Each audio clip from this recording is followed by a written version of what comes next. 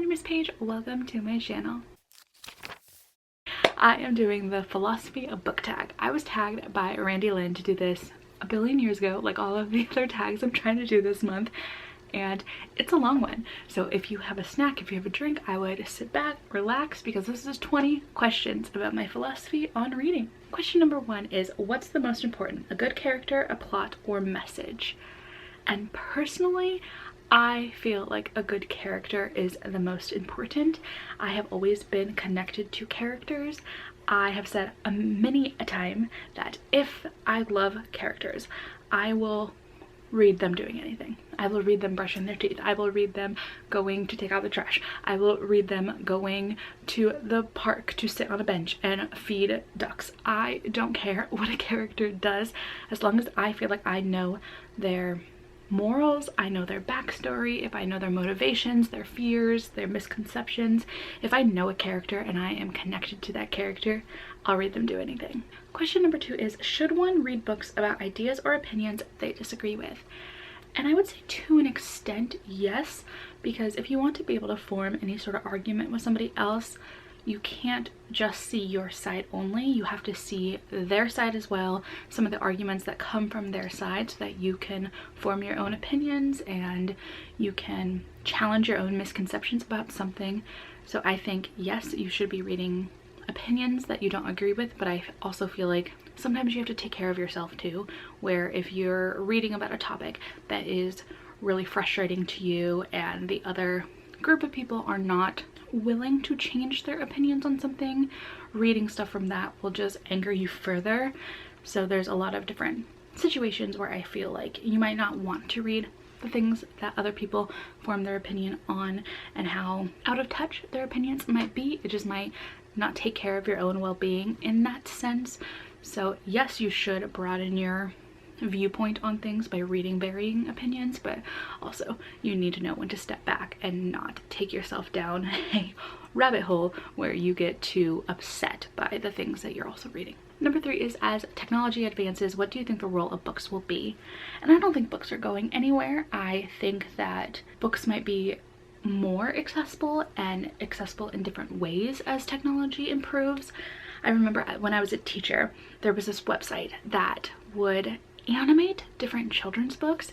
So it would have somebody reading the story to the kids, but it also would play it like a movie, so it was a little bit more interactive for the kids. It kept their attention. They got to visualize things even more than just seeing the picture book. It was like picture books come to life, and I thought that was really cool. So maybe in the future we'll get more books like that, where it's really book to screen adaptations that are more interactive and give more details. I feel like audiobooks are really blowing up more. We're getting a lot more options for that. Almost every single book I've seen now has an audiobook option, even indie published books too. So I feel like books will become more and more accessible to a different range of people because of technology, but I don't think physical books will go anywhere at all. I think that there's too many people in the world, like us booktube people and just book readers in general, who will want to collect all of the books. So I think they'll stay in print. They just might get more and more expensive, you know, because it's a little bit cheaper to have an ebook than an actual physical book. Number 4 is, how important are summaries, reviews, and art in your book choosing? And I think reviews are probably the most important to me. I don't need to know a lot about the book, but it's nice to hear, like through a video or through reading a quick Goodreads review, if there's any trigger warnings or content warnings that I would want to avoid, and whether or not my friends like the book or not. I think something big that happens for me a lot is I'll buy a book because I've heard people talking about it, and then I'll go and look through the Goodreads reviews and see how many people I am friends with who have given it a couple of stars or have said something negative or positive about it, and that will make me want to pick up that book faster or slower than I would have without reading. So it's important to me, but not the most important. I will still pick up a book even if half of my friends say that they didn't like it, but it does make me pick it up a lot slower than if I didn't read any reviews. But for like summaries, I don't really remember half of the summaries that I read. I'll just know like a fact about the book. Like, I could not tell you what this is about. I feel like it has to do with magic, but I do distinctly remember that there was a little review card on the Barnes & Noble shelf that said the gayest book I've ever read. And I remember that distinctly, that somebody wrote that. I don't remember anything else about what this could be about, and I've read the summary like 4 or 5 times. So yeah, reviews help me more than summaries, and they make me want to pick up books more. Number 5 is, should one ever skim or scan a book? If you want to. I tend to do it a lot when there is a book that I'm just not enjoying and I think I'm gonna want to DNF because of a plot point that's gonna come up. So I will skim until I find if that does happen or does not happen, and then decide to DNF from there. On my rereads, sometimes I will also scan through parts that I don't want to read. I'll just like skim through things that I remember already happening, that I don't want to relive, certain character deaths, or just really boring parts of the story that I slogged through the first time that I don't want to read a second time. So I feel like there's no reason not to. If you're not enjoying something, if there's a lot of dense text and you just want to get to the dialogue, which is something I tend to do a lot. I just skip right over a few paragraphs sometimes just to get to dialogue. Why not? Why not? It's not like you're gonna remember 100% of every single book that you ever read. Like, it's okay to miss a few details here and there. Number 6 is, should reading always be enjoyable? And I'm going to say, unfortunately, no, it should not. I wish that it could be, but there are things like textbooks that we have to read. There are also things like recipes that we have to read. Like, I hate reading a recipe. That's why I don't like baking very much. But sometimes if I want some brownies, I need to be able to know what measurements go where. And it's boring and I don't like reading them. But we have to sometimes to make sure that things go okay, or that we're learning something in our college classes. And you know, if you spend $500 on a textbook, like, might as well read it, you know? And then there's things like, sometimes the news can be boring to read, or some articles are poorly written but they have information in them that you need to know. So I feel like it would be nice if we could enjoy every single thing that we read, but sometimes we just have to read not so great things, things that upset us, or things that are just so tedious to read, like recipes. I hate them. I hate recipes so much. I'm not even allowed to bake cookies during Christmas time because I don't like reading recipes and I end up screwing up all of the cookie batches. So, you know, there's that. Number 7 is it important to be well read? And I am going to say not as important as being well informed. I know people who don't like to read a lot, who just find it tedious, who have other methods of consuming information, and I feel like they are smart people who have intelligent conversations and they can talk about a subject without having to go out and read about it. So I think there's a lot of different ways that we can consume information these days, that being well read is not the most important way to go about things. And I think a lot of the times being well read means that you are well educated. And I also think that education these days is not what it used to be. It's not as prestigious, and people don't need to go to college to be very smart or successful. So I would say no, you don't need to be well read. It is nice if people have the opportunity to be well read and can learn about different situations and different events that are happening around the world, and they're knowledgeable about things and they can have conversations and they can make changes because they know a lot.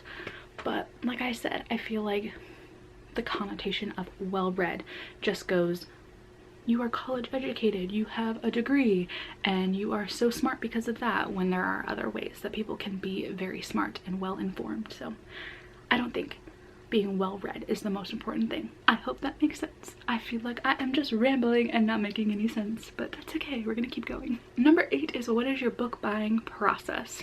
Do I have one?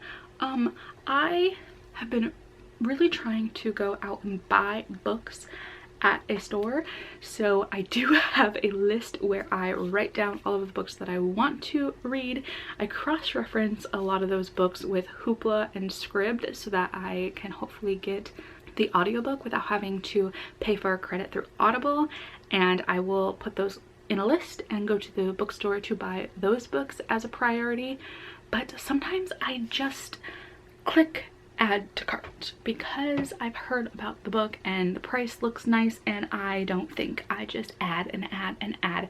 So sometimes I'm more thought out about how I get my books, but other times I just see a cover that I have seen people hold up in videos and it goes in my cart and shows up in a few days, and then I don't read it for 2 years. So I don't have the best process in this one, but I do keep track of how much money I spent on books all the time, just so I'm aware. And then I close that window right after I add it up and see that total and go, that was past me's mistakes. Future me can do better. And then she never does. So I'm not the best one to ask about this process because mine needs some work. It needs some work, okay? Next question. Number 9 is, what is your reading process?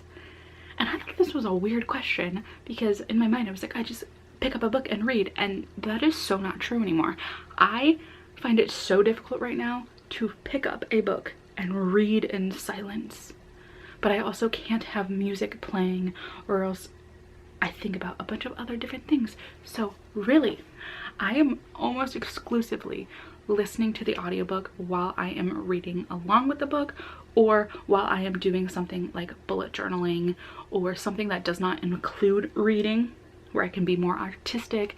Or I even have like a phone game that I play while listening to the audiobooks to get through books right now, because the thought of physically reading a book makes me feel so overwhelmed that I just don't do it. I'll read fan fiction. I'll do that all day long for like 10 hours straight. But picking up a physical book, it hasn't happened in a long time. And I'm really sad about it because I just want to like curl up and read a book, but I'd like pull one out and I can't do it. I can't do it. So my process right now is different than it used to be. I am using a lot of Audible, Scribd, and Hoopla audiobooks, and pretty much just playing a game on my phone while I'm listening because that's what my brain can handle. So that's what I'm doing right now. Number 10 is, how do you use what you read? And I don't know what that means. Like, how do I use the knowledge from what I read? I mean, I use the books that I read to make videos to talk about. So I think that's something. I use books that I like to recommend books to my friends. I use what I read to have conversations in Discord about the book club books that we're picking for the month, but I don't know what this means. I use the books for beautiful decorations on my bookshelves. I feel like this would be better if I read more nonfiction, because then I would be saying like, oh, I use this book to help me with more motivation to achieve my goals, and I read books and talk about them on the internet and make friends that way. So I guess I'm using books to make friends and connections with other people around the world, around the country, and that's really cool. So it doesn't just need to be nonfiction stuff, you know? It is important what we're doing here. Number 11 is, if you could download a book to your brain, do you think you would still read? And I'm gonna be honest right now, no I don't.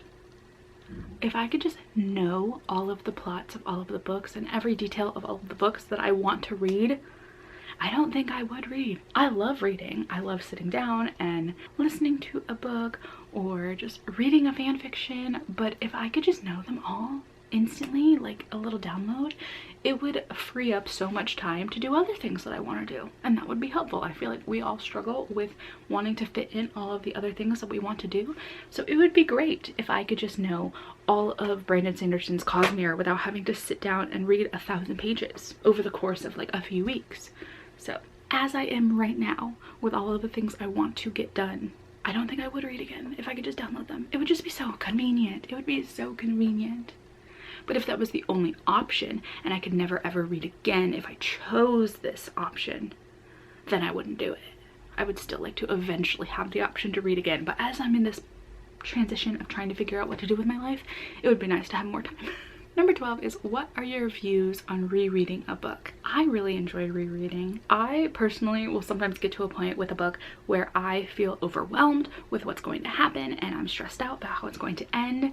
And it's nice to be able to go back and reread that book later and already know those stressful things and how they play out and what's going to happen. And you can also skim over parts that you don't want to read. You can skip a few chapters if you didn't like something about it because you already know and it's comfortable and it's familiar.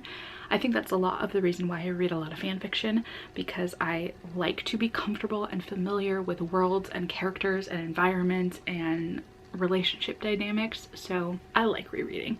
It is comfortable, it is safe, it feels really cozy, you know? And it's really daunting sometimes to pick up a new book and know that you have to meet new characters. learn new names of places and worlds and titles, and you have to learn all of these characters' backgrounds and their relationships and their wants and their fears and their needs, and it's a lot of effort sometimes to put into picking up a new book. So it's nice to just have that way to turn off your brain but still enjoy a story because you can reread something. Number 13 is what makes a book good. I don't know. Because there are some books that I have read where I was convinced it was not going to be a book for me and I loved it. There are books with the exact same sort of plot and I hated them. I think it's just really finding something within the book that you connect with, I think that is really what it is, because I can pick up a book and DNF it because it just wasn't doing it for me at that time, and then a few months later I can pick it up and it can become my new favorite book. I think it's just whatever journey we are on now, there are aspects of books that resonate with us and our journeys that we are on and make that book feel so much more important and more powerful to us because of those elements within the book. I feel like a lot of our favorite books happen because we read them at the time that we needed them, and if we read them at a different point in our life, it might not have been as impactful.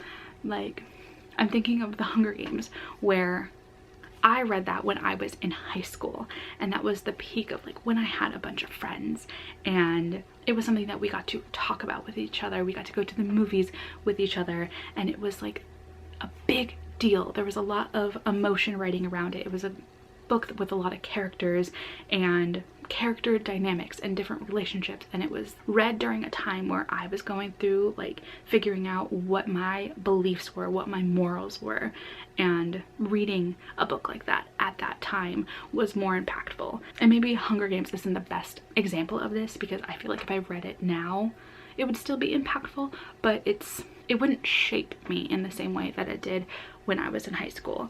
And I feel like the same way with other books that you read. If you're going through something like grief and reading a book with it in there, it means more to you if you have never felt loss and you're reading that book and just imagining what that loss could be like. So I really think it's just a balance of what you're going through and what is in that book that makes it feel so good to you, because some people will read the exact same book and not get the same thing out of it because their different life experiences are what hold them back from connecting to the book in certain ways. So I think that's what makes a book good. I feel like that was maybe a little bit confusing. I don't know. I hope that made sense. But yeah, books are just so subjective and it's really awesome that we can all get something different from everything that we read. But what makes a book bad? Writing. There is some bad writing, there are some bad characters, there are some bad plots, and I think it's a lot easier for people to agree on a book being bad because of those elements. And then again, back to the way that you feel at the moment, your own experiences and stuff. You might not agree with how a character responds to something, you might not agree with how events play out in a book, and that might make a book bad for you. But I feel like a lot of us can agree on like the pacing of this book was terrible, the writing was so hard to get through, these characters were one-dimensional, there was nothing to them, I did not care what happened to them one way or another. So I feel like definitively saying something is bad is a lot easier than everyone saying like, oh, this is the best book ever, because there's so many different elements that play into it being the best book for somebody. But a book is bad because the sentence structure was so hard to read and your characters did nothing but trudge through a plot and try and get to the end goal, and the end didn't make any sense, you know? Some books are just bad. Number 15 is how do you feel about not finishing a book? And I would say that in the past I hated not finishing books. I felt guilty about doing it. I felt like I was wasting my money on the books that I purchased, and I just didn't like doing it. I didn't like it. I would push through a lot of books and it would make me then not want to pick up the next book. So I got to the point this year where I just kept hearing people like joke about DNFing is self-care, and I just decided to give it a go this year. If I wasn't liking a book at like the 30-page mark, I would just give up. If I was in the middle of a book and I really didn't like what was going on, I would just give up. And so I think I've only DNF'd like 15 books, but that's probably double, triple what I DNF'd the year before, and 100% more than what I DNF'd the year before because I wasn't doing it. Number 16 is should the author's personal life matter at all? I think, yeah. I know a lot of people who can just separate the author from the books, especially with big book series that came out when we were all young and grew up in a very nostalgic way, and the author turned out to be absolute garbage. I think a lot of people have jumped through a lot of hoops to separate the author and the book series, and I think there are some things that I can try my best to find the gray area, but there are a lot of topics that I'm pretty black and white on, and this is one that I really do struggle with, because I know that books are fantasy, I know that books are an escape for a lot of people, but if the author is doing harmful things, if the author is saying harmful things and being prejudiced and bigoted and homophobic or transphobic, and they are not accepting of a community that has supported them, I just don't think it's okay to continue to support that author in any way. And I'm not just talking about the author of the One Magic series. There are other authors who have done really terrible things, who have had movies come out and they have really horrible pasts, and I just feel very icky talking about those books and talking about those authors. And I think once you hit a point where you know a lot of negative things about somebody, that you have to kind of decide what you are willing to stand up for and what you are willing to talk about and not talk about. But then trying to get into like the more gray area. People are human, we do make mistakes. I just think that you have to pay attention to the patterns of those mistakes. If an author makes a mistake against a community and they apologize for it and they try and rectify it, and they either get the book reprinted and take out something that was harmful, or they actively choose to right their wrongs, I do think that it's okay to continue reading their books. But if you see an author who is continuously putting something into a book and repeating a same pattern, who have been called out on those things that they have done, and they either double down on the wrongs that they have done, they don't apologize for it, they blame it on other people, and then continue to do the same thing, that is a problem. So yes, I think an author's personal life matters, but I also think that we can't hold every single author to be 100% perfect at all times, because even us as people, like, we are still learning. Authors are intelligent and they can put out a story and write hundreds of thousands of words into a beautiful world, but they are also not a well of knowledge at all times. They don't know everything. They don't know all of your experiences. They don't know everybody's past, and they don't know everything that has ever harmed other people. So we need to give them a little bit of grace. But again, if they are consistently doing wrong things, they are not apologizing, they are not trying to learn from their mistakes, they are not trying to fix the things that they have done incorrectly that have hurt other people, then this shouldn't have anybody's support. I hope that makes sense. There's definitely a gray area there, but I also do think that there's a lot of black and white with it too. Number 17 is, if you could only read one genre for the rest of your life, what would it be? Fantasy. Fantasy. No other answer. Fantasy. I just love it. I want to go to different worlds. Imagine if somebody said like historical fiction. Like, don't get me wrong, I love me a good historical fiction sometimes, but like, that's it. And I also don't think I can do romance all the time. Like, I love romance, but like, man, sometimes they are just the same shit over and over again. Anyway, number 18. Do you ever read a book without knowing anything about it? All the time. All the time. All the time. My memory is not always great, and there are hundreds of books on my shelf. I don't know what 80% of them are about. Just pick it up because somebody said it was good. And then I'm so surprised by what happens. It's fun. It's fun to do it that way. But I would say majority of the books that I read, I don't know anything about them. Nothing. Not a thing. Well, maybe besides the genre, and if they're gay. Number 19 is, what author, genre, series, or culture can you just not get into, and why? I did not read this question beforehand, so I don't know. My camera almost timed out. But what can I not get into? Okay, author I have not been able to get into is it Patrick Ness? Patrick Ness. I think I've DNF'd 2 of his books, maybe 3 of his books. There's just something about them that I don't like very much, and I have one more on my shelf that I'm supposed to read, and I don't want to, because I think I've DNF'd 2 and it gave one of them 2 stars, and you know, I just didn't like it very much. But what else? What genre can I not get into? I read pretty much any genre, so there's not one that I dislike less than others. There's just some that I don't pick up as often. Like I don't pick up a lot of nonfiction, but sometimes I'll read one that I really like. I don't read a lot of sci-fi, but there have been some that I like.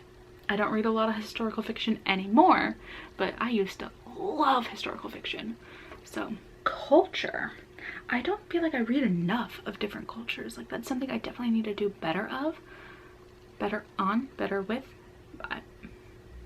Do I know English? I think so. But I wouldn't say there's like a culture I couldn't get interested in. I'm trying to look at my shelves and see. I don't know. And then we have number 20. Do you think that everyone should read and why? And honestly, my first response to this is no, not everybody should read. But I don't know if I can really back that up. I just feel like no one should do something that they're not interested in. And there are some people that just aren't interested in reading. They have other things that they are more interested in.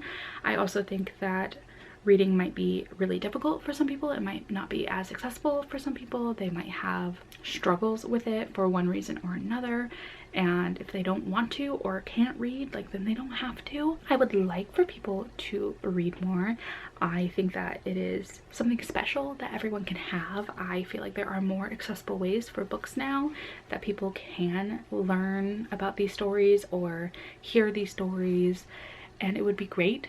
But it's just, it's not gonna be for everybody, and that's okay. But I guess like if I were to be put in my own perfect little world, would everybody read? Yeah, probably, because reading's fun and there are so many things we can learn from books, so much art and entertainment that come from books, and storytelling is just so instinctive for so many people.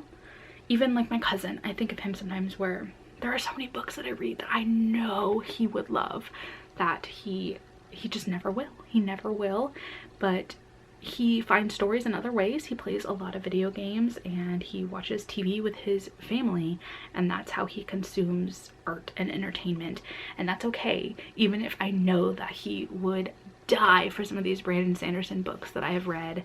And I guess we should all just be able to do what we want with our own time because we only have so much of it. So should everyone read if they want to? Would I like for everyone to read? Yes, because reading is beautiful and it's so much fun to be able to share stories with people and talk about the things that we like and dislike and the characters that we relate to. And I feel like if some people read certain books, things would go a lot smoother for them. Like, gosh, if we could get more men to read some romances, you know, things might not be so bad in the romance department for some people. I have been filming for so long. I hope any of these answers made any sense. Let me know what you feel about some of my answers in the comments if you want to talk with me about them. If you don't want to comment though, I do have my Instagram and my Discord linked in the description, so you can chat with me over there. But I'm going to go now. I don't know when I'm going to edit this video, in a few days.